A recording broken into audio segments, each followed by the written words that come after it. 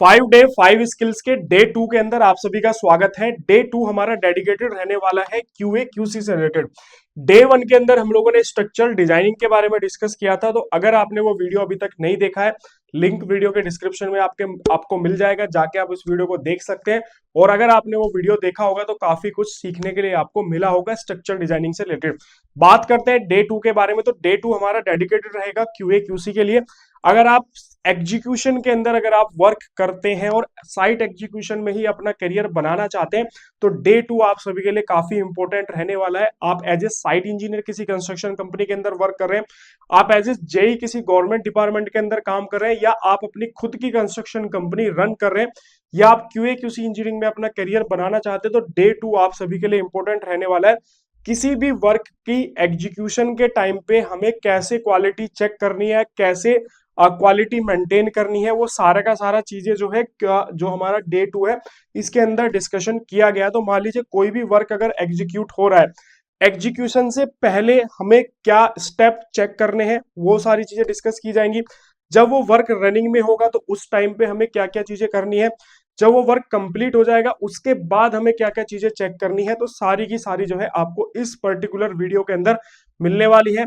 Live projects का document जो है वो यूज किए गए हैं, वो भी टाटा प्रोजेक्ट जैसी कंस्ट्रक्शन कंपनी के अंदर जो क्वालिटी स्टैंडर्ड फॉलो किए जाते हैं उसको यूज किया गया है। तो काफी कुछ सीखने के लिए आपको मिलने वाला है।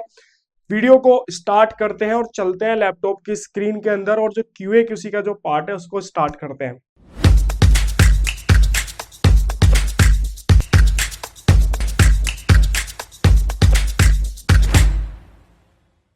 सबसे पहले हम लोग चेकलिस्ट के बारे में बात करेंगे। वो चेकलिस्ट है हमारी पेंटिंग वर्क की। अगर आप स्क्रीन पे अपनी देख पा रहे होंगे तो यहाँ पे एक चेकलिस्ट आपको दिख रही होगी। बेसिकली ये चेकलिस्ट जो है पेंटिंग वर्क से रिलेटेड है, और टाटा प्रोजेक्ट्स कंपनी की जो है ये चेकलिस्ट है। जो जितनी भी चेकलिस्ट मैं आप सभी के साथ में इस वीडियो के अंदर डिस्कस करने वाला हूँ, सभी चेकलिस्ट जो है वो टाटा प्रोजेक्ट्स जो कंपनी है उसकी है। तो आपको एक बड़ी कंपनी का एक्सपोजर यहाँ पे मिलेगा कि एक्चुअल में जो बड़ी कंस्ट्रक्शन कंपनी होती है उनमें किस तरीके से क्वालिटी कंट्रोल जो है वो किया जाता है।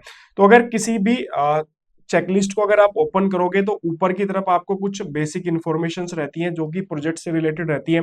इसके अलावा जो है नीचे की तरफ यहाँ पे जो मेन हमें जो देखना है वो हमारा होता है ये वाला पार्ट, जिसके अंदर हर एक आइटम को कैसे चेक किया जाता है उसकी इंफॉर्मेशन जो है बेसिकली इसके अंदर दी होती है। चेकलिस्ट का काम क्या होता है? चेकलिस्ट बेसिकली उसके अंदर कुछ टर्म्स मेंशन होती हैं। वो टर्म्स हमें हेल्प करती है क्वालिटी कंट्रोल के अंदर, कि मान लीजिए कोई पैरामीटर्स है वो उसके अंदर मेंशन है, हम जाके साइट पर उसको चेक करेंगे कि हाँ ये सेम एज ओके है या फिर नहीं। वो सारी चीजें जो है चेकलिस्ट के अंदर होती है। अभी आप आगे जैसे वन बाय वन सारी चेकलिस्ट डिस्कस करूंगा तो आपको ये सारी चीजें जो है समझ में आ जाएंगी। फॉर्मेट जो है वो डिफरेंट हो सकते हैं, कंपनी टू कंपनी जो है फॉर्मेट वो वेरी कर सकता है, लेकिन जो ये नीचे वाली जो इन्फॉर्मेशन होती है मोस्ट ऑफ द केसेस के अंदर जो है सिमिलर होती है। तो सबसे पहले जो हमारी चेकलिस्ट है वो चेकलिस्ट है किसकी? यहाँ पे पेंटिंग वर्क की। तो इसके बारे में डिस्कस करते हैं। ऊपर अगर आप देखोगे तो यहाँ पे कस्टमर, सब contractors, manufacturers, item descriptions, location, package, ये कुछ इन्फॉर्मेशंस है। इधर आपका यहाँ पे जो है सब लोकेशंस, ड्राइंग रेफरेंस नंबर, ये सारे लोकेशंस यहाँ पे रेफरेंसेस दिए गए हैं। नीचे अगर आप जाओगे तो डिस्क्रिप्शन ऑफ द एलिमेंट दिया है। अब पेंटिंग वर्क क्या होता है? वो कोट के अंदर होता है, first coat, second coat, third coat, इस तरीके से। सो यहाँ पे देखो प्राइमर का ऑप्शन दिया है, उसके बाद फर्स्ट कोट, उसके बाद यहाँ पे सेकंड कोट दिया हुआ है। इसके अलावा अगर यहाँ पे देखोगे राइट साइड में तो थ्योरेटिकल क्वांटिटी और एक्चुअल क्वांटिटी मेंशन किया गया है। तो थ्योरेटिकल क्वांटिटी वो होती है जो हम कैलकुलेट करके निकालते हैं। मान लीजिए ये क्यूब है जिसका 1 मीटर हाइट है, 1 मीटर इसकी डेप्थ है और 1 मीटर ही इसकी विड्थ है। तो यहाँ पे थोरेटिकल क्यूबिक थोरेटिकल हम कैसे निकालेंगे? इसका वॉल्यूम कैलकुलेट करके हम थोरेटिकल कैलकुलेशंस कर लेंगे, लेकिन एक्चुअल जब हम इसमें कॉन्क्रीटिंग करेंगे तो उस टाइम पे कितनी कॉन्क्रीट लग रही है वो होती है एक्चुअल्स। ठीक है, यहाँ पे एप्लीकेशंस की डेट मेंशन है कि डेट ऑफ द प्राइमर है, date of the prime first coat, second coat. तो जनरली पेंटिंग का प्रोसेस मैं आपको बता देता हूँ। प्लास्टर सरफेस के ऊपर जनरली क्या होता है? पुट्टी होता है, पीओपी होता है, उसके ऊपर फिर हम प्राइमर करते हैं, प्राइमर के ऊपर फर्स्ट कोट पेंट होता है, देन उसके बाद सेकंड कोट पेंट होता है। तो ये बेसिक इन्फॉर्मेशन आपको यहाँ पे पता होना चाहिए। अब यहाँ पे जो मेन पॉइंट है हमारी चेकलिस्ट के, वो डिस्कस करते हैं। सबसे पहले यहाँ पे देखो लिखा गया है कि अप्रूव ड्राइंग इज अवेलेबल और नोट। ये ऐसी लाइन है जो कि आपको सारी चेकलिस्ट के अंदर कॉमन देखने के लिए मिलेगी। तो साइट पे जब भी आप कोई भी क्वालिटी कंट्रोल के लिए चेक करने जाओ तो आपके पास में ड्राइंग्स होनी चाहिए, या साइट पे जो वर्क एग्जीक्यूट करा रहा है जो पर्सन, उसके पास में वर्किंग ड्राइंग्स होनी चाहिए, और वो भी अप्रूव ड्राइंग होनी चाहिए। और अप्रूव ड्राइंग क्या होती है कि उनपे सिग्नेचर्स होते हैं, स्टैंप होती है, जो भी या तो क्लाइंट कंसर्न अथॉरिटी होगा या जो भी आपकी या कंपनी के अंदर कोई ऑथराइज पर्सन होगा उसके सिग्नेटरी स्टैंप जो है वो होने जरूरी है, या जो कंसल्टेंट है, आर्किटेक्ट, स्ट्रक्चरल इंजीनियर, उसके स्टैंप होना जरूरी है। तो जब भी आप साइट पे वर्क एग्जीक्यूट कराएं तो अप्रूव ड्राइंग आपके पास में होनी चाहिए। इसके अलावा make and related accessories are approve by the client. तो जो भी पेंटिंग वगैरह में एसेसरीज वगैरह यूज हो रही है वो सारी एसेसरीज जो है साइट पर अवेलेबल होना चाहिए। मेथड ऑफ स्टेटमेंट बहुत ज्यादा इंपॉर्टेंट होता है, खासकर जब हम क्वालिटी कंट्रोल मैनेज करते हैं। मेथड ऑफ स्टेटमेंट बेसिकली एक डॉक्यूमेंट होता है जिस डॉक्यूमेंट के अंदर हर एक आइटम का जो क्वालिटी कंट्रोल कैसे किया जाएगा वो सारी चीजें मेंशन रहती हैं, क्या हमारे पैरामीटर्स रहेंगे, कौन कौन से आईएस कोड का रेफरेंस लिया जाएगा। तो हमें क्या करना है कि अलग अलग आईएस कोड उठा के चीजें नहीं देखनी है, हमारे पास मेथड ऑफ स्टेटमेंट है, उसके अंदर सारी चीजें मेंशन रहती है, हम उसी से ही वेरीफाई कर सकते हैं सारी वैल्यूज को। तो एक सिविल इंजीनियर का काम होता है मेथड ऑफ स्टेटमेंट बनाना, ये सारी रिपोर्टिंग वगैरह बनानी। ज्यादातर सिविल इंजीनियर को क्या लगता है कि क्वालिटी कंट्रोल का मतलब है कि लैब में जाके टेस्टिंग करना। तो एक सिविल इंजीनियर का काम लैब में खड़े होकर टेस्टिंग करना नहीं है, ये सारे जो डॉक्यूमेंटेशन वर्क होता है और उसको अप्रूवल जो होता है वो सारा काम सिविल इंजीनियर्स का होता है। अब यहाँ पे देखो नीचे मटेरियल की बात की गई है, तो ensure type of material is as per approved drawings या फिर नोट। ठीक है, तो जो भी मटेरियल वहां पे यूज हो रहा है वो अप्रूव्ड मटेरियल होना चाहिए। ये मैं आपको बता देता हूँ कि कंस्ट्रक्शन साइट पे जो भी मटेरियल आता है उसका ब्रांड भी अप्रूव होता है, उसकी क्वालिटी स्टैंडर्ड्स भी अप्रूव होते हैं।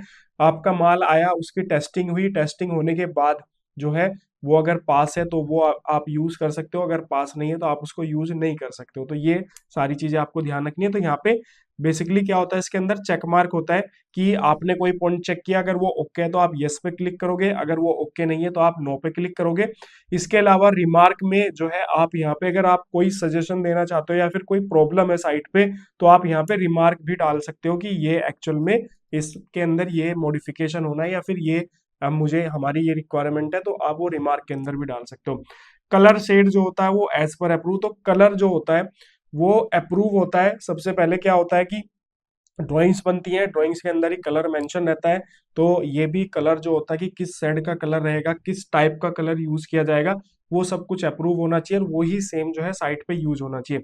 इसके अलावा जो भी मटेरियल्स होना चाहिए वो with in the expiry limit होना चाहिए। मतलब आपको भी पता है कि जितना भी जो मटेरियल होता है हर मटेरियल की कोई ना कोई एक्सपायरी डेट होती है। तो साइट पे जो मटेरियल यूज हो रहा है, चाहे पेंट हो, प्राइमर हो, पुट्टी हो, पीओपी हो, तो सारे मटेरियल्स जो है वो एक्सपायर नहीं होने चाहिए, मतलब विद इन द लिमिट्स वो होने चाहिए। इसके अलावा अगर आप देखोगे तो एप्लीकेशंस के अंदर ensure surface preparation is the done.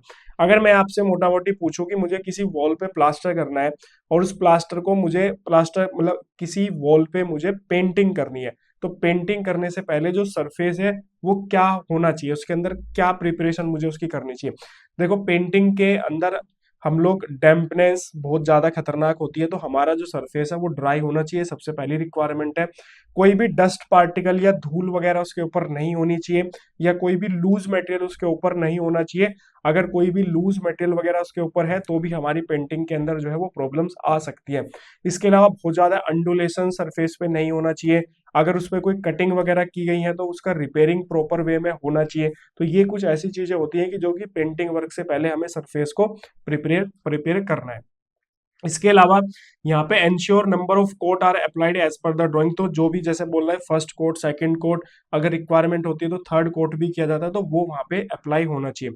इसके अलावा ensure evenness of the applications. So कई बार क्या होता है कि जब हम पेंटिंग वर्क करते हैं तो इवननेस नहीं होती है, कहीं पे डार्क शेड आ रहा है, कहीं पे काफी लाइट शेड आ रहा है। सो ये चीजें नहीं होनी चाहिए। आपके पास में जो भी पेंटर काम कर रहा है वो पेंटर वेल एक्सपीरियंस होना चाहिए, मटेरियल मिक्सिंग के उसको एक्सपीरियंस होना चाहिए। कई बार क्या होता है कि जो कलर मिक्स करता है पेंटर वो अ, उसके अंदर ज्यादा पानी यूज कर लेता है, कई बार पानी कम यूज कर लेता है। तो ये कई सारी चीजें होती है जिसकी वजह से जो शेड है कभी लाइट हो जाता है, कभी डार्क हो जाता है। तो वो इवननेस हमें जो है वो मिलनी चाहिए।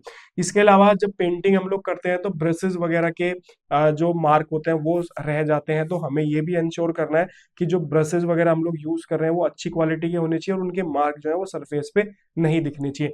तो ये सारी की सारी जो पैरामीटर्स हैं ये क्वालिटी कंट्रोल के पैरामीटर्स हैं। अगर आप पेंटिंग वर्क करवा रहे हैं किसी भी कंस्ट्रक्शन साइट के ऊपर, आप इसका स्क्रीनशॉट लेके रख सकते हैं। इससे रिलेटेड अगर कोई भी डाउट कंफ्यूजन है तो आप कमेंट सेक्शन में बेझिझक होके जो है वो कमेंट कर सकते हैं। तो फर्स्ट हमारी चेकलिस्ट थी पेंटिंग वर्क की, ये क्लोज हो गई है। अब हम जो है नेक्स्ट जो हमारी चेकलिस्ट है उसके बारे में डिस्कस करते हैं, और वो चेकलिस्ट है हमारी ब्रिक वर्क की। तो ब्रिक वर्क आप सभी जानते हैं काफी इंपॉर्टेंट बिल्डिंग मटेरियल है, किसी भी कंस्ट्रक्शन प्रोजेक्ट के अंदर उसको यूज किया जाता है। यहाँ पे अगर आप देखोगे तो आईएस कोड पहले से ही मेंशन है, IS 2572/2005, ठीक है। सो ये आईएस कोड पहले से ही मेंशन किया गया है। आप कमेंट सेक्शन में बताना कि इस आईएस कोड का क्या यूज है और ये किस लिए जो है यहाँ पे रेफरेंस के लिए दिया गया है। ऊपर की तरफ अगर आप देखोगे तो ये सारी सेम इंफॉर्मेशन है जो कि प्रीवियस चेकलिस्ट के अंदर भी थी। नीचे की तरफ आते हैं तो यहाँ पे देखो हमारे लिए जो इंपॉर्टेंट है वो है डिस्क्रिप्शन। जो डिस्क्रिप्शन होता है वही काफी इंपॉर्टेंट रोल जो है वो प्ले करता है। अब यहाँ पे ब्रिकवर्क के अंदर क्या होता है कि तीन स्टेप होते हैं। पहला, ब्रिकवर्क स्टार्ट होने से पहले हमें क्या चेक करना है, जब ब्रिकवर्क चल रहा है उस टाइम पे हमें क्या चेक करना है, और जब ब्रिकवर्क हो चुका है तो उस टाइम पे क्या चेक करना है। सबसे पहले जब ब्रिकवर्क स्टार्ट नहीं हुआ है तो उस टाइम पे हमें क्या चेक करना है। सबसे पहले तो अप्रूव ड्राइंग हमारे पास अवेलेबल होनी चाहिए, क्योंकि ड्राइंग से ही हम लेआउट करेंगे ब्रिकवर्क का, और उसके बाद में रंगत होती है, एक सिंगल लेयर ब्रिक की जो है रंगत हो जाती है पूरे फ्लोर पे, देन उसके ऊपर से ब्रिकवर्क स्टार्ट हो जाता है।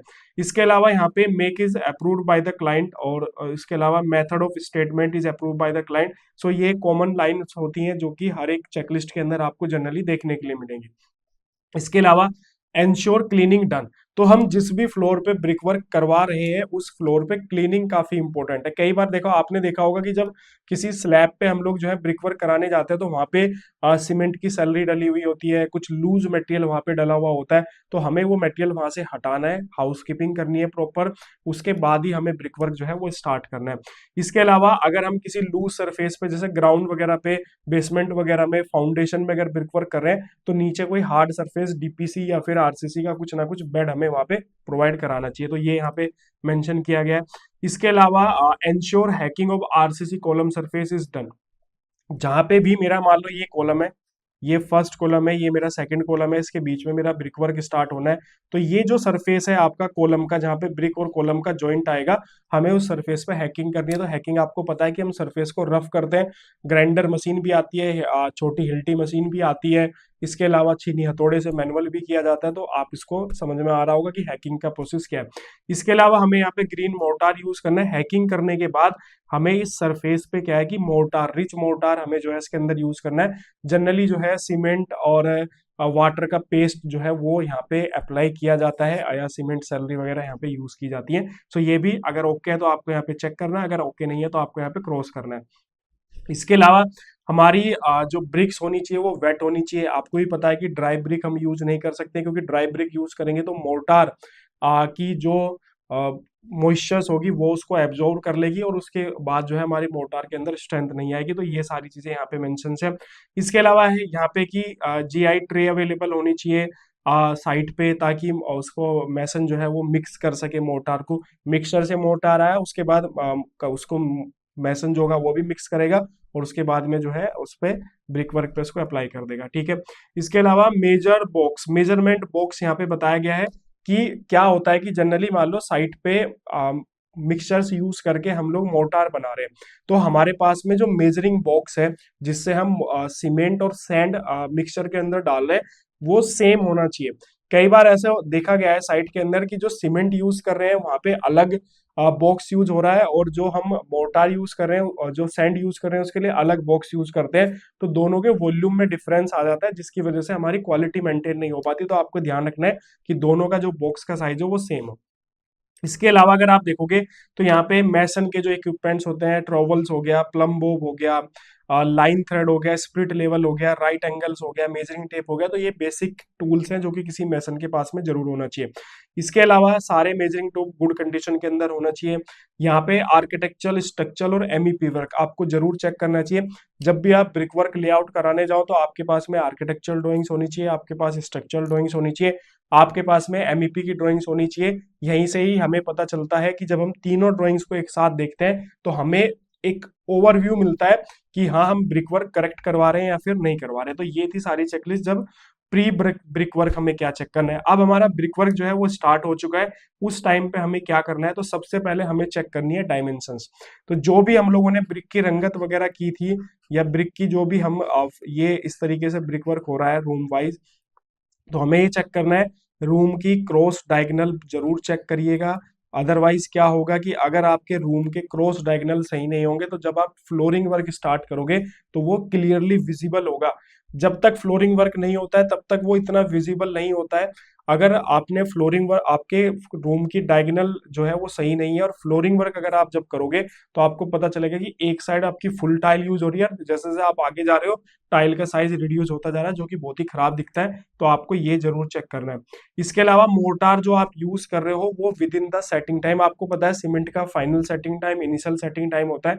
तो आपको सीमेंट को सेट होने से पहले, उसके सेटिंग टाइम से पहले पहले आपको मोर्टार को यूज करना है। इसके अलावा यहाँ पे जो अलाइनमेंट है वो विद इन द लिमिट होना चाहिए। तो मेथड ऑफ स्टेटमेंट के अंदर हमारे मेजरमेंट की लिमिट्स जो है वो मेंशन रहेंगी। आप वहां से जाके कितना वेरिएशंस होना चाहिए वो वहां से आप परमिसेबल जो है उसको देख सकते हो। इसके अलावा हॉरिजॉन्टल वर्टिकल जॉइंट्स जो है वो यूनिफॉर्म होनी चाहिए। कई बार मिस्त्री क्या करते हैं कि ब्रिक वर्क करते हैं, किसी लेयर में हल्का मसाला डालते हैं, किसी लेयर में ज्यादा मसाला डालते हैं, तो वो यूनिफॉर्म होना चाहिए लेयर बाय लेयर जो है। इसके अलावा 1 मीटर से ज्यादा हाइट पे हमें ब्रिक वर्क एक साथ नहीं करना है। जैसे जो पार्टीशंस वॉल्स होती हैं या हाफ ब्रिक वॉल्स होती है तो जनरली 1 मीटर हमने एक बार के में 1 ही मीटर करते हैं, उसके बाद फिर नेक्स्ट डे से जब वो सेट हो जाएगी तो उसके ऊपर फिर नेक्स्ट डे से स्टार्ट करते हैं। इसके अलावा अगर आप यहाँ पे देखो तो आरसीसी बैंड, तो आरसीसी बैंड जनरली बहुत इंपॉर्टेंट होता है। ये आपकी ब्रिक की वॉल्स हो गई। सो हर 1 मीटर पे एक आरसीसी बैंड जो है वो प्रोवाइड कराया जाता है, ये चीज आपको ध्यान रखनी है। हर 1 मीटर पे आपका एक आरसीसी बैंड जो है वो कंपलसरी होता है। इसका ये इंटरव्यू में आपसे पूछ लेता है कि इसकी क्या इंपॉर्टेंस होती है। तो एक तो जनरली क्या करता है कि जो हाफ पार्टीशंस वॉल होती हैं उसको स्ट्रेंथ प्रोवाइड कराता है, उसके अंदर वाइब्रेशंस को खत्म करता है। आप किसी ऐसी ब्रिक वॉल पे कुछ ऐसे मारना जिसपे आरसीसी बैंड यूज नहीं हुआ है, और एक दूसरी हाफ ब्रिक वॉल पे आप ऐसे कुछ हथौड़ा है कुछ भी चीज मारना, तो आपको ना फील होएगा कि जहाँ पे हमने आरसीसी बैंड यूज किया है वहां पे वाइब्रेशंस कम है, और जहाँ पे हमने आरसीसी मतलब बैंड यूज नहीं किया वहां पे वाइब्रेशंस ज्यादा है। दूसरा ये अर्थक्वेक के टाइम पे भी काफी इंपॉर्टेंट जो है ये रोल प्ले करता है। तो ये आपको जरूर ध्यान रखना है। इसके अलावा ensure the joint between RCC frame and masonry frame के 20 mm। सो ये आरसीसी का जो हमारा फ्रेम है, आरसीसी और जो ब्रिक मैसनरी है वहां पे ये कम से कम 20 mm का जो है मोर्टार यहाँ पे फिल होना चाहिए। एंश्योर लिंटर एंकरेज और बेरिंग, जो हमारा लिंटर आके स्लैब पे रेस्ट कर रहा है, मान लो ये मेरी ब्रिक है, ये मेरी क्या है यहाँ पे विंडो है, विंडो के ऊपर मैंने यहाँ पे क्या किया, यहाँ पे लिंटर प्रोवाइड करा है, ये मेरा क्या हो गया, लिंटर हो गया। ठीक है, तो ये जो पार्ट होगा, ये वाला पार्ट विंडो से आगे का जो पार्ट होगा, इधर जो मेरा पार्ट होगा इसको बोलते हैं बियरिंग। ठीक है, सो ये उतनी सफिशिएंट होनी चाहिए जो कि आपकी ड्राइंग के अंदर मेंशन होगा कि ये आगे कितना सपोर्ट जो है वो होना चाहिए। पता चला कि ड्राइंग के अंदर दिया कि कम से कम 200 mm की सपोर्ट होनी चाहिए और आप जो है सिर्फ 50 mm की सपोर्ट दे रहे हो या 100 mm की सपोर्ट दे रहे हो, तो क्या होगा कि जब ऊपर से लोड आएगा लो बियरिंग की वजह से जो है ये फेल कर सकता है। ठीक है, इसके अलावा यहाँ पे होल्ड फास्ट वगैरह आप जनरली जानते हैं कि जब हम ब्रिक वर्क करते हैं सो ब्रिक वर्क पे साथ साथ ही हम डोर और विंडो के फ्रेम भी फिट करते हैं, खासकर जब वुडन हम लोग यूज करते हैं। सो उनके होल्ड फास्ट भी वहाँ पे साथ ही साथ फिक्स करते हैं, तो वो भी आपके वहाँ पे प्रॉपर फिक्सिंग उनकी होनी चाहिए। तो ये थी हमारी सारी चेकलिस्ट जब हम ब्रिक वर्क कर रहे हैं। उसके बाद में यहाँ पे पोस्ट ब्रिक वर्क हमें क्या चेक करना है, सबसे पहले तो हमें डेट मेंशन करनी है ताकि हम क्यूरिंग का टाइम पीरियड आप चेक कर सकें कि एक्चुअल में 7 दिन 10 दिन क्यूरिंग हुई है या फिर नहीं हुई है, तो यहाँ पे हमें डेट मेंशन करना है। इसके अलावा हमें यहाँ पे जो है 7 से 10 दिन कम से कम उसकी क्यूरिंग करनी है। इसके अलावा यहाँ पे ग्रूव वगैरह जो है वो कट कट करनी है, जो भी इलेक्ट्रिकल प्लम्बिंग और इन सब के लिए होता है, वो सारी चीजें देखनी है। इसके अलावा एक और इंश्योर करना है कि अगर कोई मेरी 4.5 इंच की वॉल है, अगर कोई 4 इंच की 4.5 इंच की वॉल है, हाफ ब्रिक वॉल या पार्टीशन ब्रिक वॉल आप बोल सकते हो, तो ये ब्रिक की वॉल है, इस पे क्या होना चाहिए कि एक साइड में एक ही इलेक्ट्रिकल बॉक्स जो है वो होना चाहिए। कई बार मैसन क्या करता है, मतलब इलेक्ट्रिशियन क्या करता है कि इस पे दोनों साइड जो है वो इलेक्ट्रिकल बॉक्स जो है वो लगा देता है। तो ऐसा नहीं करना है कि अगर आपकी कोई हाफ पार्टीशन वॉल है तो उसमें एक टाइम एक लेवल पे एक ही साइड पे इलेक्ट्रिकल बॉक्स होना चाहिए।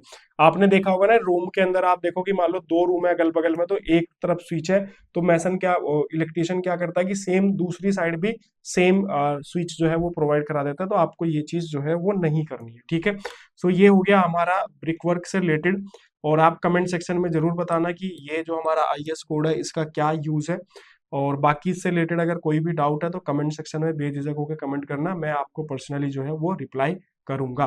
देखो चेकलिस्ट जो होती है ना वो काम को चेक करती है, वो मटेरियल को चेक नहीं करती है। ब्रिक की क्या स्ट्रेंथ है वो नहीं चेक करेगी वो जाके, मोटार की क्या स्ट्रेंथ आ रही है वो जाके वहां पे चेक नहीं करेगी। चेकलिस्ट चेक करती है जो वर्क एग्जीक्यूट हो रहा है वो सही एग्जीक्यूशन हो रहा है या फिर नहीं हो रहा है, ये काम होता है चेकलिस्ट का। क्या यहाँ पे आपको कोई मोटार की स्ट्रेंथ के बारे में कोई लाइन मिली? नहीं। क्या आपको यहाँ पे ब्रिक की स्ट्रेंथ के बारे में कोई लाइन मिली? नहीं। सिर्फ एग्जीक्यूशन से रिलेटेड जो वर्क होता है वो ही चेकलिस्ट जो है वो करती है। तो आई होप आपको चेकलिस्ट का कॉन्सेप्ट समझ में आया होगा। नेक्स्ट हम लोग डिस्कस करते हैं यहाँ पे जो हमारा नेक्स्ट है चेकलिस्ट फॉर फॉर्म वर्क। तो फॉर्म वर्क भी काफी इंपॉर्टेंट होता है किसी भी कंस्ट्रक्शन प्रोजेक्ट के लिए। और यहाँ पे अगर आप देखोगे तो ऊपर का पार्ट आपको सेम मिलेगा, और चेकलिस्ट जैसे मैं बता रहा हूँ कि आपकी साइट की चेकलिस्ट जो है डिफरेंट हो सकती है। आपको फोकस जो है वो कॉन्सेप्ट के ऊपर करना है। तो यहाँ पे ये पूरा का पूरा चेकलिस्ट हमारा हो गया फॉर्म वर्क से रिलेटेड। यहाँ पे अगर आप देखोगे तो यहाँ पे फॉर्म वर्क है, तो फॉर्म वर्क के अंदर अलग अलग एलिमेंट होते हैं। तो यहाँ पे देखो पीसीसी है, राफ्ट है, स्लैब है, कॉलम है, बीम है, सीयर वॉल्स है, और या फिर अदर एलिमेंट है। तो हमें यहाँ पे टिक करना है कि हम किसकी जो है फॉर्मवर्क चेक कर रहे हैं, कि हम स्लैब की चेक कर रहे हैं, हम फाउंडेशन की चेक कर रहे हैं, कॉलम की कर रहे हैं, बीम की कर रहे हैं, स्लैब की कर रहे हैं। तो ये इस तरीके से आप यहाँ पे, इसके अलावा अगर आप देखोगे तो यहाँ पे इंस्पेक्शन का टाइम भी मेंशन है कि फर्स्ट टाइम चेक कर रहे हो, सेकंड टाइम चेक कर रहे हो, या फिर थर्ड टाइम चेक कर रहे हो। तो ये सारी चीजें आपको यहाँ पे मेंशन रहेगी। यहाँ पे आपका नेट क्वांटिटी भी मेंशन है कि हमने जो एरिया चेक किया है वो कितना 510 स्क्वायर मीटर एरिया चेक किया है। अब यहाँ पे देखो कुछ चीजें हैं जो कि आपको ध्यान देनी है। सबसे पहले कि जो फॉर्मवर्क की डिजाइन ड्राइंग जो है, अप्रूवल ड्राइंग्स जो है वो आपके पास में होनी चाहिए। फॉर्मवर्क की ड्राइंग जो है वो आती है, उसी के हिसाब से फॉर्मवर्क जो है वो किया जाता है। तो आपके पास में फॉर्मवर्क की जो ड्राइंग्स है वो होनी चाहिए। इसके अलावा कुछ चीजें बहुत ज्यादा इंपॉर्टेंट है फॉर्मवर्क के केस में स्पेशली। सबसे पहले फॉर्मवर्क का अलाइनमेंट, दूसरा फॉर्मवर्क का लेवल, तीसरा फॉर्मवर्क की डायमेंशंस, चौथा आपका फॉर्मवर्क की स्पेसिंग, और उसके बाद में शटरिंग की कंडीशंस। तो ये कुछ पैरामीटर्स है जो आपको ध्यान रखने हैं। मान लो मेरी कोई भी फ्लोर की स्लैब है तो उसमें इस तरीके से आपके क्या होंगे, पैनल बने हुए होंगे, अलग अलग पैनल्स बने हुए होते हैं। क्लियर? यहाँ पे अगर आप देखोगे तो ये जो है अलग अलग पैनल्स जो है यहाँ पे बने हुए होंगे। क्लियर? इस तरीके से अगर आप देखोगे तो ये पैनल्स बने हुए होते हैं। ठीक है, ये बीच वाला जो लाइन है ये आपको, ये बीम है, और ये वाले पार्ट हमारे स्लैब के पार्ट है। तो इसके अंदर सबसे पहले तो हमें अलाइनमेंट देखना है। अलाइनमेंट के अंदर हमें क्या देखना है? अलाइनमेंट के अंदर हमें ये देखना है कि जो हमारा बीम है, जो हमारा बीम है वो एक्चुअल में एक लाइन के अंदर आना चाहिए। तो मतलब ये ऐसे पूरा, मैं ब्लैक कर लेता हूँ कलर को, ये ना पूरी एक लाइन होनी चाहिए ऐसे, पूरी एक स्ट्रेट लाइन के अंदर होना चाहिए। ठीक है, पूरी एक स्ट्रेट लाइन के अंदर होना चाहिए। तो फर्स्ट हम लोग जो है ना मतलब विजिबल चेक करते हैं कि एकदम खड़े होंगे ऐसे और देखेंगे कि हाँ मिल रहा है कि नहीं मिल रहा है। सो हम उसको करेक्ट कराने की कोशिश करेंगे। देखो वहां पे आगे ऐसे निकला हुआ है, वहां से आगे ऐसे है, या बीम स्ट्रेट नहीं है। कई बार ऐसे होता है कि अगर बीम का स्पेन बड़ा है तो बीम ना ऐसे स्ट्रेट ना होके ना बीम ना ऐसे हल्का कर्व हो जाता है। तो ये भी आप लोगों ने अगर साइट पे वर्क एग्जीक्यूट कराया होगा तो आपने इस तरह की प्रॉब्लम्स जो है वो जरूर देखी होगी। तो आपको ये अलाइनमेंट जरूर चेक करना है। और अगर आप विजिबल नहीं, विजिबल मतलब खड़े होकर नहीं उसको देख पा रहे हैं, तो आप यहाँ पे जो लाइन डोरी होती है जिसको सूता भी बोलते हैं, वो आप यहाँ पे फिक्स करके और उससे भी आप चेक कर सकते हैं कि ये एक्चुअल में एक लाइन के अंदर है या फिर नहीं। इसके अलावा लेवल बहुत इंपॉर्टेंट होता है कि जो हमारी फॉर्मवर्क का टॉप है वो किस लेवल में होना चाहिए, बीम का जो बॉटम है वो किस लेवल में होना चाहिए। इसके अलावा क्या होता है कि अ, हमारा बीम, कई बार हमारा जो फ्लोर होता है वो स्लोप के अंदर दिया हुआ होता है। कई बार क्या होता है कि हमारा पैनल अगर काफी बड़ा है तो उसमें क्या होता है कि बीच वाले पोर्शन को जो है ड्राइंग के अंदर लिख दिया जाता है कि इसको 25 mm जो है सेंटर इसका अप कर देना, क्योंकि जब बाद में लोड आएगा तो वो अपनी पोजीशन पे आ जाएगा। तो ये सारी चीजें आपको चेक करनी है। इसके अलावा डायमेंशंस, आपको जितने भी ये जो पैनल्स हैं इनकी क्रॉस डायगनल भी आपको इनके चेक करने हैं, साथ ही साथ इनकी प्रॉपर डायमेंशन जो ड्राइंग्स के अंदर दी गई है वो चेक करनी है। बीम की डेप्थ चेक करनी है, बीम की विड्थ चेक करनी है। कई बार ऐसा होता है कि गलती से मान लो बीम की विड्थ दी है 230 mm या बीम की विड्थ दी है 300 mm, सो हम 300 से 230 वहां पे लगा देते हैं, क्योंकि मैसन काम कर रहा है रनिंग में, जैसे मटेरियल आया और उसको लगाता हुआ चला गया। तो ये आपको सारी चीजें चेक करनी है। इसके अलावा हमें गैप देखना है कि जो भी प्लाई है, जैसे मान लो एक प्लाई है 4x8 की, उसके बाद जो दूसरी प्लाई आ रही है तो ये बीच में यहाँ पे ना जॉइंट्स आ जाते हैं। तो इस जॉइंट में ना ज्यादा गैप नहीं होना चाहिए, और अगर गैप हो रहा है तो उसको फिल करना चाहिए। फिलर मेटल्स भी आते हैं, इसके अलावा टेप वगैरह भी यूज करते हैं। तो ये भी आपको देखना है, क्योंकि जब कॉन्क्रीटिंग करेंगे वाइब्रेटर्स का यूज होंगे तो सीमेंट सल्ली नीचे निकल जाएगी, जिसकी वजह से हनीकॉम्बिंग आने के चांसेस है। टाई रोड वगैरह यूज किया है फिर नहीं है, तो टाई रोड क्या करती है, मान लो ये शटरिंग का फ्रेम है, इधर दूसरा शटरिंग का फ्रेम है, और ये इस तरीके से बीच में टाई रोड जो है वो हम लोग डाल देते हैं। तो टाई रोड भी आपको चेक करनी है कि टाई रोड डली हुई है या फिर नहीं। कॉलम में भी टाई रोड डलती है, बीम वॉल्स जो होती हैं हमारी रिटेनिंग वॉल्स उसमें भी डलती हैं। इसके अलावा टाई रोड जो है बीम में भी डलती है। आप बीम में सोच रहे होंगे सर बीम में क्यों डलती है। कई बार ऐसा होता है जहाँ पे हैवी स्ट्रक्चर्स होती है, अगर आपने किसी हैवी स्ट्रक्चर्स पे काम कराया होगा तो आपको ये पता होगा। हैवी स्ट्रक्चर्स के अंदर क्या होता है कि बीम की लटक बहुत ज्यादा होती है। सो उस केस के अंदर क्या करते हैं कि बीम की शटरिंग ना कोलेप्स करे तो बीम के अंदर भी टाई रोड्स जो है वो प्रोवाइड कराते हैं। ये सारी चीजें हो गई। फॉर्मवर्क हमारा क्लीन होना चाहिए। इसके अलावा डी शटरिंग ऑयल उसके ऊपर जरूर लगना चाहिए कई बार, और डी शटरिंग ऑयल भी जो अप्रूव क्वालिटी का डी शटरिंग ऑयल है वो ही वहां पे यूज होना चाहिए। सेफ एक्सेस होना चाहिए। कई बार हम लोग क्या करते हैं कि होमवर्क तो कर देते हैं लेकिन आसपास इतना वर्किंग स्पेस हमारे पास नहीं होता है। तो हमें वो भी देखना है कि जो भी हम होमवर्क कर रहे हैं हमारे पास में उतना एक्स्ट्रा स्पेस या उतना एक्स्ट्रा एक्सेस जो है वो होना चाहिए। इसके अलावा यहाँ पे अगर आप देखोगे तो work space available for the labours हो गया। इसके अलावा यहाँ पे वाइब्रेटर्स वगैरह अगर नीडेड है तो वो भी वहाँ पे साइट पे अवेलेबल होना चाहिए। इसके अलावा एक और इम्पोर्टेंट है यहाँ पे, जो कि है लिमिट्स। लिमिट्स किस चीज की लिमिट, कि अगर मान लो मैं डायमेंशन चेक कर रहा हूँ, डायमेंशन के अंदर वेरिएशन आ रहा है तो कितनी वेरिएशंस जो है वो परमिसेबल है और कितनी वेरिएशंस परमिसेबल नहीं है। तो यहाँ पे देखोगे बीम एंड कॉलम की डायमेंशंस जो है, अगर मेरी बीम और कॉलम की डायमेंशंस में +12 mm और -6 mm का डिफरेंस है तो वो परमिसेबल है। मान लो मेरे बीम की कॉलम की विड्थ जो है 300 mm थी, तो +312 और माइनस में 294। सो अगर उसकी डायमेंशन जो है 312 से 294, 294 से 312 के बीच में कहीं पे भी मिल रही है तो वो करेक्ट है। इसके अलावा फुटिंग के अंदर देखोगे तो 50 mm प्लस और -12 mm। तो फुटिंग का साइज अगर मेरा 50 mm एक्स्ट्रा मिल रहा है तो भी वो परमिसेबल है और अप्रूव है, और अगर -12 mm मिल रहा है तो भी वो परमिसेबल है। इसके अलावा इसेंट्रिसिटी, अगर इसेंट्रिसिटी का मतलब ये है कि मान लो ये फुटिंग है, इसके बीच में कॉलम है, तो चारों साइड जो है वो सेंटर में होनी चाहिए, ठीक है। लेकिन कई बार ऐसा होता है कि शटरिंग थोड़ी बहुत इधर उधर हो जाती है, तो इसेंट्रिसिटी यहाँ पे मेंशन है कि जो भी उसकी विड्थ होगी उसकी जीरो, मान लो उसकी विड्थ है 1000 मीटर, उसको मल्टीप्लाई कर दो 0.02 से, ठीक है। तो ये कितना हो जाएगा 200 mm, ठीक है। 200 आएगा, 20 mm आएगा, ठीक है। तो यहाँ पे कितना आ गया 20 mm यहाँ पे आ गया। लेकिन और इसके अलावा मैक्सिमम 50 mm, तो यहाँ पे 20 mm और 50 mm, तो दोनों में से कौन सा जो है लेसर है, तो वो 20 mm लेसर है। तो ये चीज आपको ध्यान रखनी है। इसके अलावा अगर आप देखोगे तो थिकनेस में जो है +/- 0.05 टाइम्स, ठीक है, टाइम्स ऑफ द थिकनेस। तो अगर मान लो मेरी 100 mm थिकनेस है तो मेरी 5 mm तक की लिमिट जो है वो क्या होगी, यहाँ पे परमिसेबल लिमिट होगी। तो ये भी आपको इंश्योर करना है कि परमिसेबल लिमिट्स जो है वो हमारी क्या होती है। अगर उस परमिसेबल लिमिट के अंदर डायमेंशन जो है वो है तो वो ओके, अगर नहीं है तो फिर वो रिजेक्टेड है। तो ये आपको समझ में आया होगा जो हमारा चेकलिस्ट है होमवर्क का। इससे रिलेटेड कोई भी डाउट कंफ्यूजन है कमेंट सेक्शन में बेझिझक होकर कमेंट करना, मैं आपको जो है पर्सनली रिप्लाई करूंगा। अब इसके बाद हमारी जो नेक्स्ट चेकलिस्ट है उसके बारे में डिस्कस करते हैं, वो है हमारी रेनफोर्समेंट की चेकलिस्ट। चलिए, तो नेक्स्ट जो चेकलिस्ट है उसके बारे में डिस्कस करते हैं, ये है हमारी रेनफोर्समेंट। तो किसी भी आरसीसी स्ट्रक्चर के लिए जो हमारी रेनफोर्समेंट होती है वो भी काफी इंपॉर्टेंट होती है। यहाँ पे अगर आप देखोगे तो सेम ऊपर की सारी चीजें जो है वो लगभग सिमिलर है। इसके अलावा यहाँ पे हमारी जो है टोटल ऑफर्ड क्वांटिटी का मतलब ये होता है कि जो भी कॉन्ट्रैक्टर होता है ना, जब उसे कोई भी चीज इंस्पेक्शन करानी होती है तो वो ना एक इंस्पेक्शन रिक्वेस्ट रेज करता है, और उस इंस्पेक्शन रिक्वेस्ट के अंदर ना वो मेंशन करता है कि कितनी एरिया या कितनी क्वांटिटी जो है वो चेक करवानी है। तो वही यहाँ पे चीजें हैं कि यहाँ पे जो इंस्पेक्शन के लिए जो क्वांटिटी ऑफर की गई थी वो यहाँ पे इतने एरिया के अंदर की गई थी, और उसके बाद में टोटल जो इंस्पेक्ट किया गया वो भी सेम यहाँ पे क्वांटिटी जो है वो किया गया। इसके बाद नीचे की तरफ अगर आप आओगे तो यहाँ पे आपको पता चलेगा कि यहाँ पे डिस्क्रिप्शंस जो है वो दिया गया है। उसके बाद में राइट साइड में आपको सारी चीजें जो है वो सेम मिलेगी। सबसे पहले यहाँ पे देखो अप्रूव ड्राइंग्स जो है वो अवेलेबल होना चाहिए, मेथड ऑफ स्टेटमेंट जो है वो अप्रूव होना चाहिए।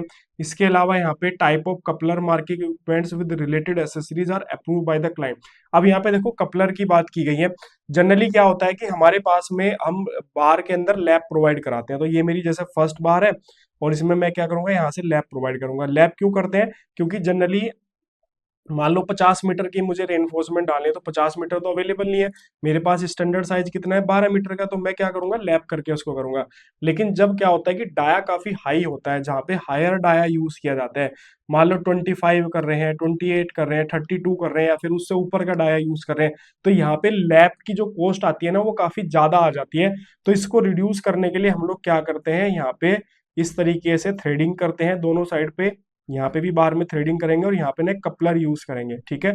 सो ये कपलर टेक्निक यूज होती है। ये क्या करती है, हमारी ना कॉस्टिंग को काफी हद तक रिड्यूस कर देती है। और दूसरा क्या होता है कि परसेंटेज ऑफ स्टील भी नहीं बढ़ने देती है। तो जिस जंक्शन पे हमारी लैप आता है उस पॉइंट पे हमारी क्या होते हैं कि परसेंटेज ऑफ स्टील इंक्रीज हो जाती है, तो उसको भी ये रोकने का काम करता है।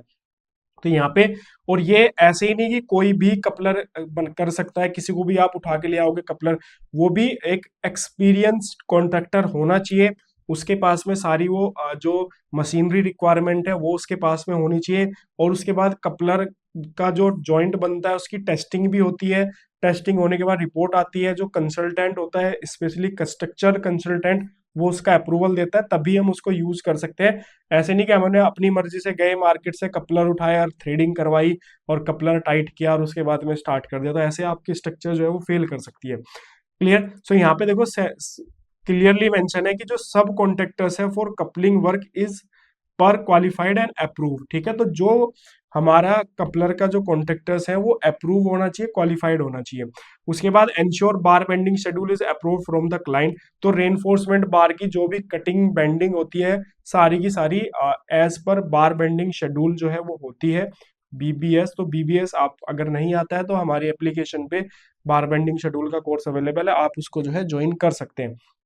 तो यहाँ पे बार बेंडिंग शेड्यूल जो है वो अप्रूव होना चाहिए क्लाइंट से। ऐसा नहीं कि कोई भी बार बेंडिंग शेड्यूल आपने उठाया खुद से बनाया और कॉन्ट्रैक्टर को दे दिया, तो वो भी अप्रूव होना चाहिए।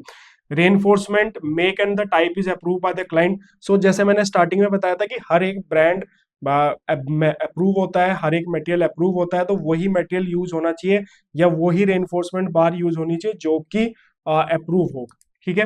बार का साइज हमें चेक करना है, बार की स्पेसिंग हमें जो है चेक करनी है, बार की लेंथ हमें चेक करनी है। तो जब भी आप रेनफोर्समेंट चेक करने जा रहे हो तो कुछ चीजें मैं आपको बता देता हूँ मोटा मोटी।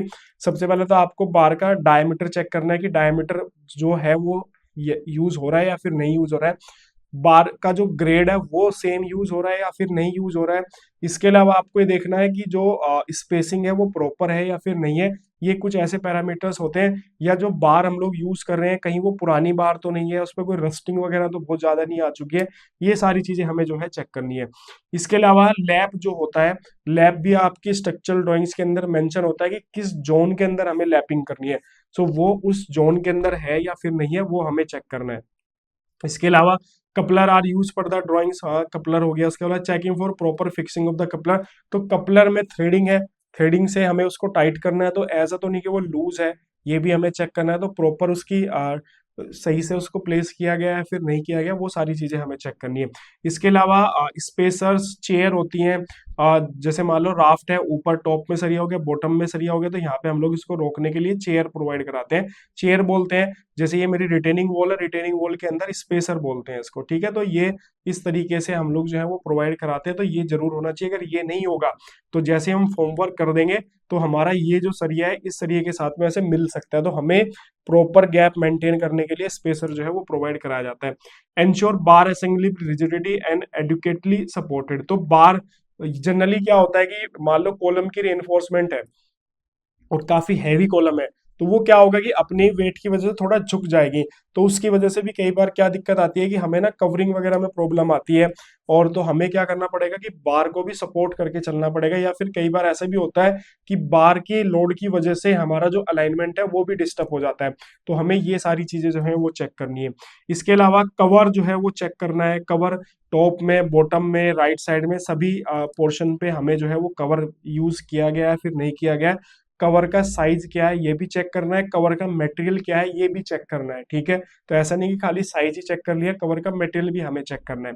तो ये सारी की सारी थी हमारी रेनफोर्समेंट से रिलेटेड जो है चेकलिस्ट। तो आई होप आपको जो है ये समझ में आई होगी कि रेनफोर्समेंट बार से रिलेटेड जो है वो चेक जो है वो मतलब जो हमारी बार है वो है या फिर नहीं। तो यहाँ पे देखो राइट टिक करना है और उसके बाद में आपको सारी चीजें करनी है। नीचे अगर आप देखोगे तो यहाँ पे सिग्नेचर्स होते हैं, सब कॉन्ट्रेक्टर्स के सिग्नेचर्स हैं, और यहाँ पे इंस्पेक्शन अथॉरिटी के सिग्नेचर्स हैं, और यहाँ पे अगर आप देखोगे तो जो क्वालिटी इंजीनियर्स हैं उनके यहाँ पे जो है सिग्नेचर्स हैं।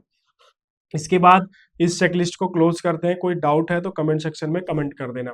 इसके बाद हमारा जो नेक्स्ट चेकलिस्ट है वो है कंक्रीट की चेकलिस्ट। तो कंक्रीट भी आपको पता है कि काफी इंपॉर्टेंट होती है, और किसी भी आरसीसी स्ट्रक्चर्स के अंदर तो कंक्रीट के बारे में भी आपको जो है वो पता होना चाहिए।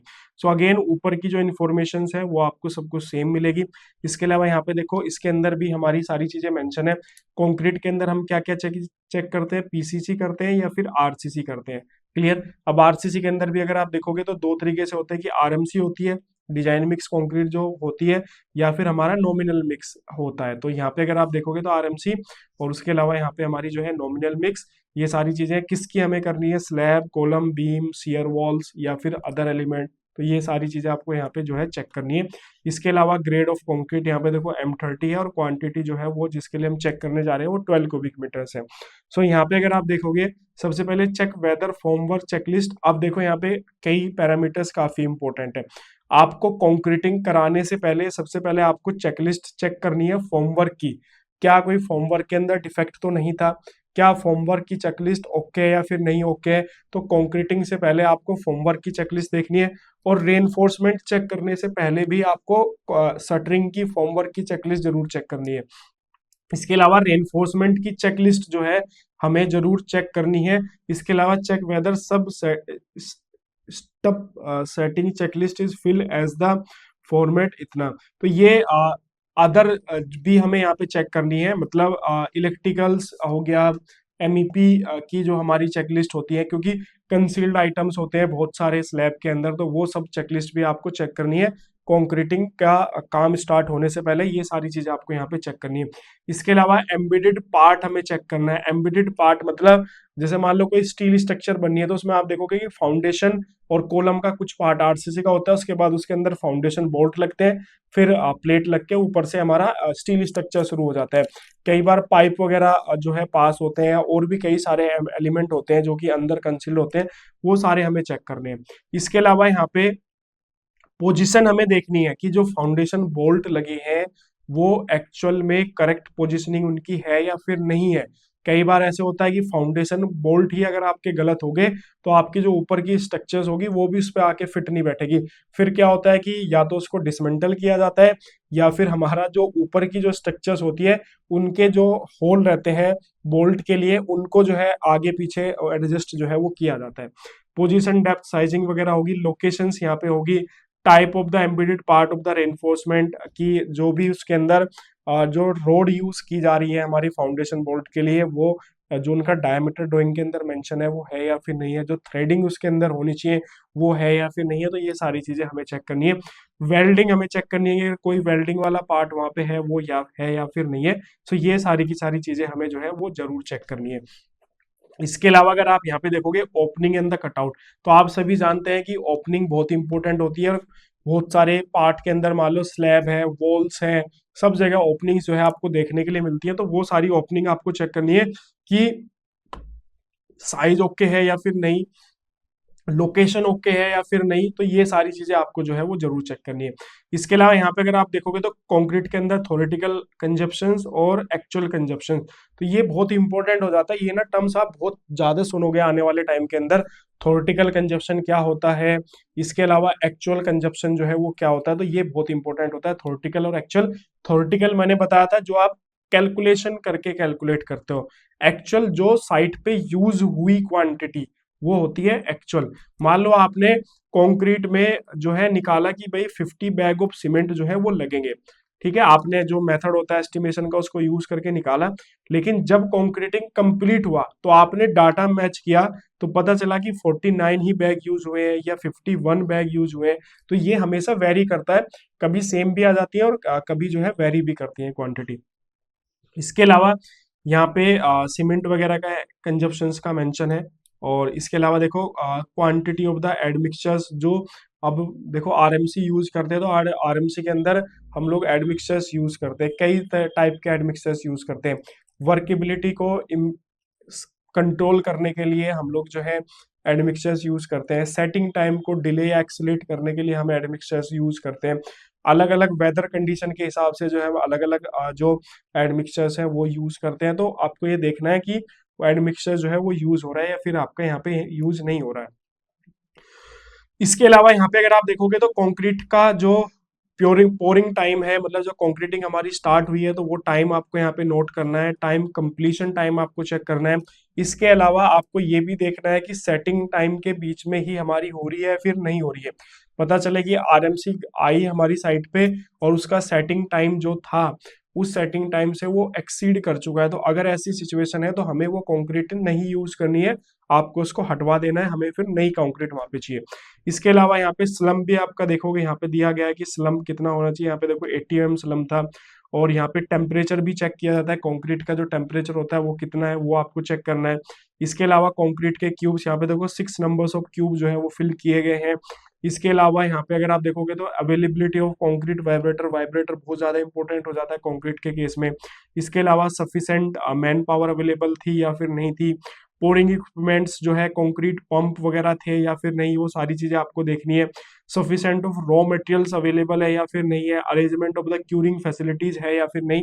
और कई बार ऐसे होता है कि हम कंक्रीटिंग, जनरली क्यूरिंग तो हम कंक्रीटिंग करने के कम से कम 24 घंटे बाद ही करते हैं, लेकिन कई बार ऐसे होता है कि हाई टेम्परेचर होता है। सो हाई टेम्परेचर की वजह से ना टॉप की जो मॉइस्चर्स होती है वो बहुत ही जल्दी लूज होने, मतलब रिमूव होने लगती है। तो उस केस में भी हम लोग क्या करते हैं कि हल्का स्प्रिंकलर टाइप जो है वो सरफेस पे करते हैं ताकि श्रिंकेज क्रैक्स वगैरह जो है वो डेवलप ना हो। तो ये हमारी कंक्रीट की चेकलिस्ट थी। काफी कुछ आपको लोगों को इसको समझ में आया होगा। देखो क्या आपको चेक करना है, मोटा मोटी आपको रिवीजन करा देता हूँ। जब भी आप कंक्रीट से रिलेटेड चीजें चेक करने जाओ कि भाई कंक्रीटिंग स्टार्ट होने वाली है, अब आप चेक करने जा रहे हो, सबसे पहले आपको फॉर्मवर्क चेक करना है, ठीक है। अगर किसी और ने चेक किया है तो आपको चेकलिस्ट आपके पास में होनी चाहिए। उस चेकलिस्ट के अंदर कोई रिमार्क मेंशन तो नहीं था, कोई नेगेटिव पॉइंट तो वहां पे मेंशन नहीं था, तो ये आपको जरूर चेक करना है। इसके अलावा आपको चेक करना है रेनफोर्समेंट, तो रेनफोर्समेंट की चेकलिस्ट आप चेक कर लेना। अगर आप ही को रेनफोर्समेंट चेक करना है तो फिर तो कोई दिक्कत ही नहीं है, किसी और ने चेक किया तो आपके पास में उसकी चेकलिस्ट होनी चाहिए। इसके अलावा जितना भी कंसील्ड वाला पार्ट होता है, चाहे वो इलेक्ट्रिकल का हो, फायरिंग का हो, फायर फाइटिंग का हो, इसके अलावा चाहे कोई एम्बेडेड पार्ट हो, स्ट्रक्चर से रिलेटेड हो, तो ये सारी चीजें जो है वो आपको जरूर चेक करनी है। सो आई होप आपको जो है ये जो कॉन्सेप्ट है ये आपको जो है समझ में आया होगा।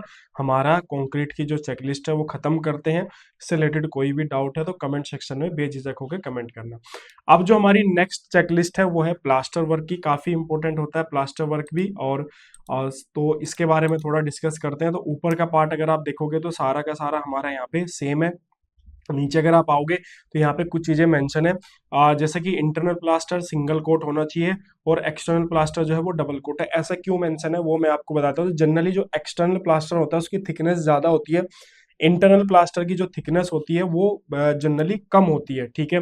तो जब थिकनेस बढ़ती है प्लास्टर की तो हमें सिंगल लेयर में प्लास्टर करना थोड़ा अवॉइड करना चाहिए, हमें डबल लेयर के अंदर करना चाहिए, क्योंकि सेल्फ वेट ग्रेविटी की वजह से क्या होता है कि उसके अंदर अंडुलेशंस आ सकते हैं या फिर वो सरफेस पे रुकेगा नहीं।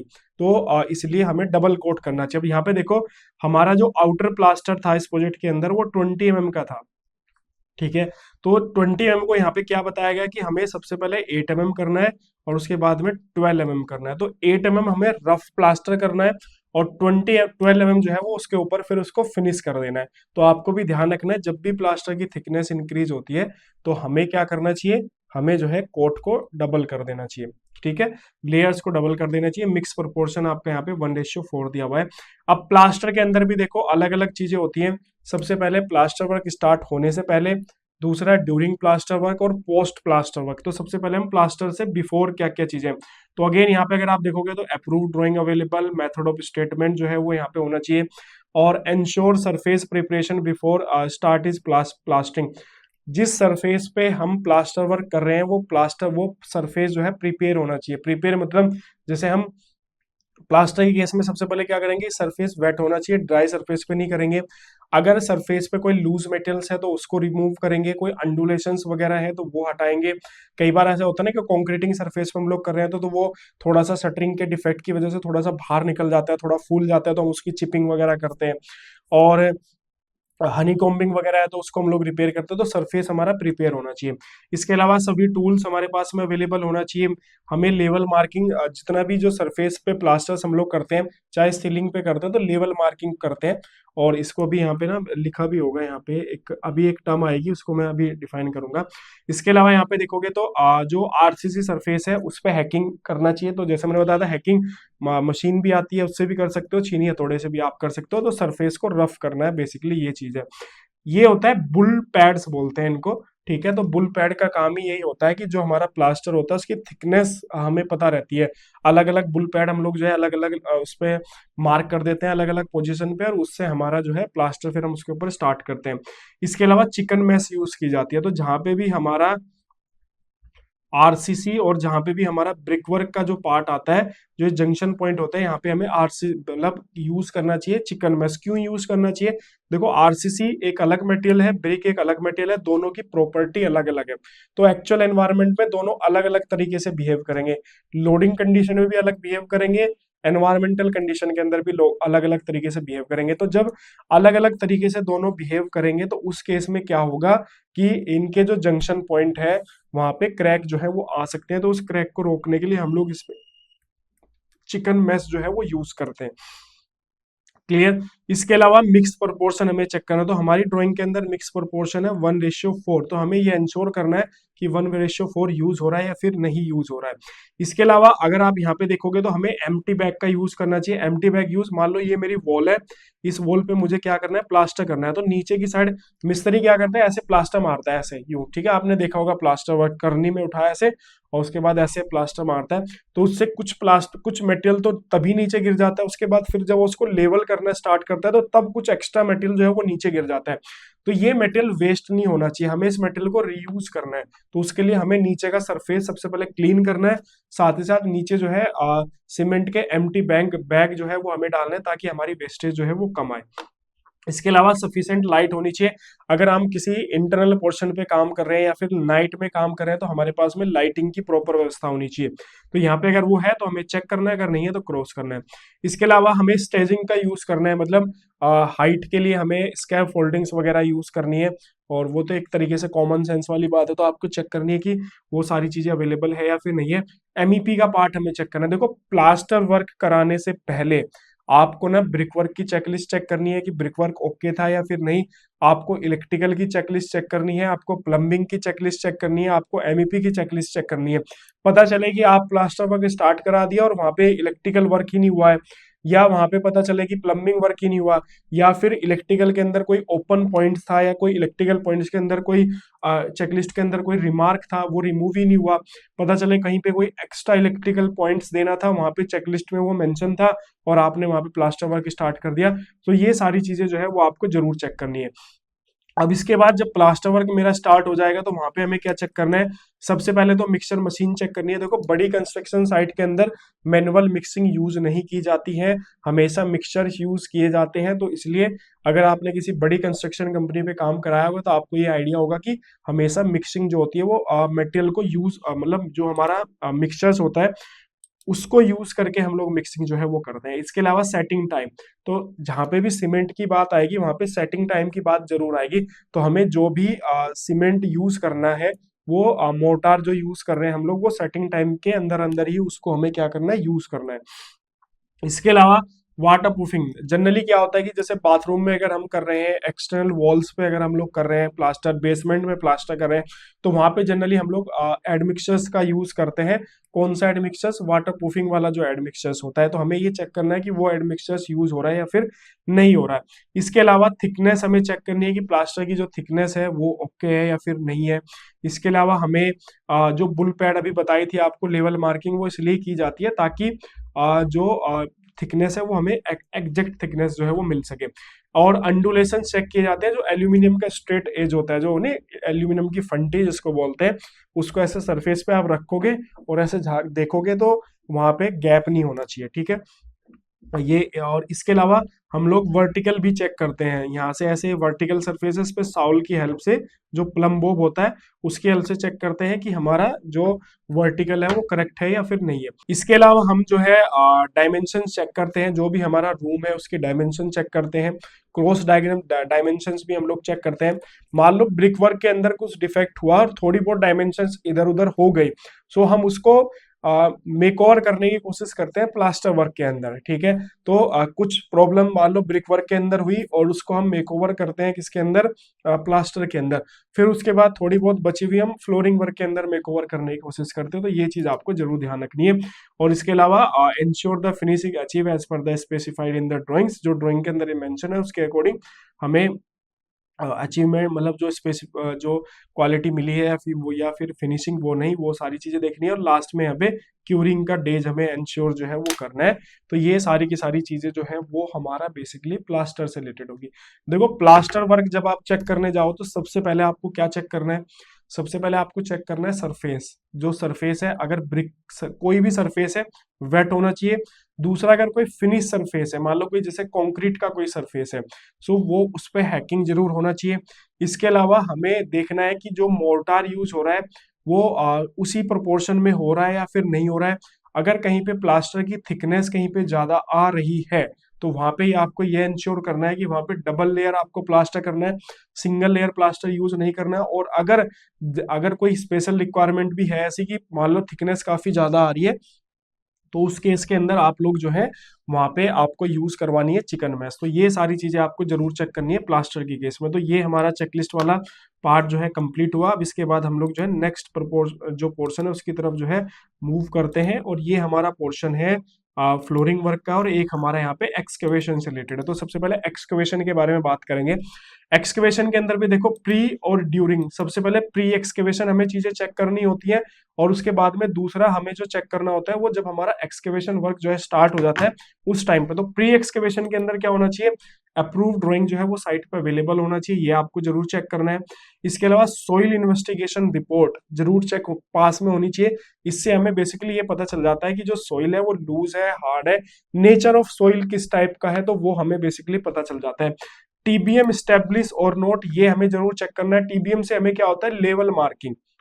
देखो कंस्ट्रक्शन साइट पे चाहे आप बिल्डिंग कंस्ट्रक्शन करो, हाईवे कंस्ट्रक्शन करो, कोई भी स्ट्रक्चर का अगर आप कंस्ट्रक्शन करवा रहे हो वहां पे लेवल काफी इंपॉर्टेंट होते हैं। तो ड्राइंग के अंदर लेवल्स मेंशन होते हैं, वो लेवल किसी ना किसी रेफरेंस पॉइंट के रेस्पेक्ट में होते हैं।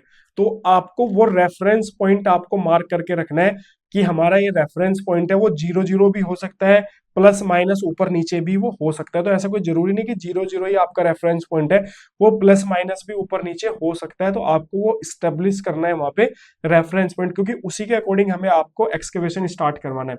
स्टोरेज आइडेंटिफिकेशन, स्टोरेज का मतलब ये कि हमें सोइल को डंप कहाँ पे करना है, क्योंकि देखो हमें बाद में फीलिंग भी करनी है। अगर हम सारी सोइल को ही वेस्ट कर देंगे या सारी सोइल ही सेल आउट कर देंगे तो हमें फिर फीलिंग के लिए जो है वो परचेस करना पड़ेगा। तो हमें ये भी इंश्योर करना है कि हमारे पास में वो अवेलेबल है स्पेस या फिर नहीं। किस रूट से वो जाएगा वो रूट भी हमारे पास में होना चाहिए। इसके अलावा रैंप की रिक्वायरमेंट होती है, क्योंकि अगर हम बेसमेंट का एक्सकवेशन करवा रहे हैं तो हमारे पास में रैंप जो है वो कंपलसरी है। और रैंप भी ऐसा नहीं कि किसी भी टाइप का रैंप होना चाहिए, वो इतना सफिशिएंट होना चाहिए कि हमारा व्हीकल्स उस पे जो है लोड लेके आराम से जो है मूव कर सके। और वही रैंप हमारे काम आता है जब हम नीचे बेसमेंट में काम करते हैं। इसके अलावा ग्रिड लाइन मार्किंग, तो ग्रिड लाइन से हम लोग क्या मार्क करते हैं, आपको भी पता है कि साइट क्लीनिंग होती है, अंडुलेशंस वगैरह रिमूव होते हैं, उसके बाद हमारी चूना डलता है, हमारी एक टेंटेटिव जो है एक लोकेशन मार्क की जाती है कि किस लोकेशन पे हमारा एक्सकवेशन होना है, फिर वहां से हमारा एक्सकवेशन जो है वो स्टार्ट होता है।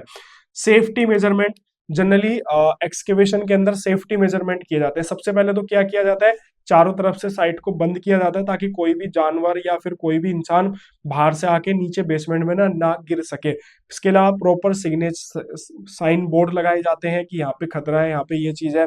इसके अलावा जो है लाइटिंग की व्यवस्था होती है, नाइट में भी बेसमेंट की लाइट जो है वो कंपलसरी जली हुई होनी चाहिए, क्योंकि अगर अंधेरा होगा तो वहां पे कोई गिर सकता है।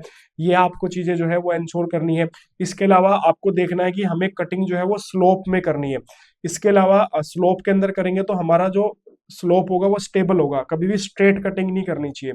इसके अलावा हमें ये देखना है कि कोई वाटर लीकेज नहीं होना चाहिए, क्योंकि कई बार ऐसा होता है कि वाटर लीकेज की वजह से जो है हमारा फेस जो है ना वो डैमेज हो जाता है और हमारी जो सोइल होती है वो नीचे डंप हो जाती है, मतलब गिर जाती है। इसके अलावा वाटर पंप, जैसे मैंने बताया कई बार ऐसा होता है कि हम बेसमेंट में एक्सकेवेशन कर रहे होते हैं तो ग्राउंड वाटर ऊपर आ जाता है, तो हमारे पास में वाटर पंप अवेलेबल होने चाहिए, या बारिश वगैरह हो जाती है तो वो उसकी व्यवस्था हमारे पास में होनी चाहिए। इसके अलावा ऑल जितने भी एक्सकेवेशन के टूल्स हैं वो सारे हमारे पास में होने चाहिए।